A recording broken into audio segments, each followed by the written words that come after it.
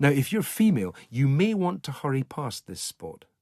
If you had loitered here a few hundred years ago, you might have found yourself accused of witchcraft for the most spurious of reasons. Maybe the crops failed, or perhaps you had an unfortunate birthmark. These would be reason enough to accuse you and put you on trial for being a witch. Around 4,000 people, mostly women, were executed as witches in Scotland. The site of the most executions was right here on Castle Hill, where over 300 people were burnt at the stake for witchcraft. Before suffering their incendiary end, they would be nearly drowned in the nearby Norloch, or North Lake. This drowning was actually their trial. The accused witch would have their thumbs and toes tied together, and then they would be dunked twice into the murky waters on a specially designed stool. If you sank, good news, this meant you were innocent, but probably dead at the bottom of the lake. If you floated, however, then you were a witch, and you would be trotted off to be burnt for your heresy. Just a little ways down from here is a restaurant called the Witchery, which takes its name from the gruesome history of the area.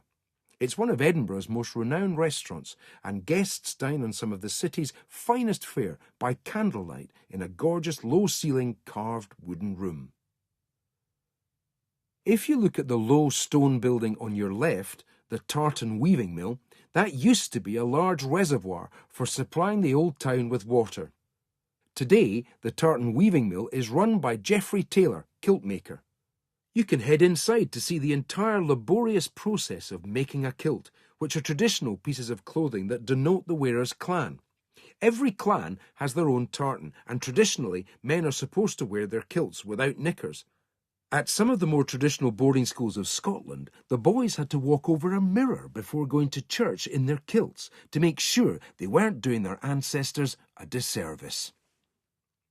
Feel free to head inside the tartan weaving mill to take a peek around. You can even be fitted for a traditional Highland outfit and photographed in it. Underwear is optional. The building opposite is called Cannonball House. Take a look at it. You might be able to see a cannonball embedded in the wall, about halfway up the gable.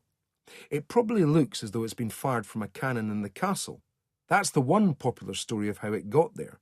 But another story purports that the cannonball was deliberately placed there by engineers to mark the height of the source of fresh springs that provided Edinburgh with its first piped water supply. Continue down the esplanade to our next point of interest.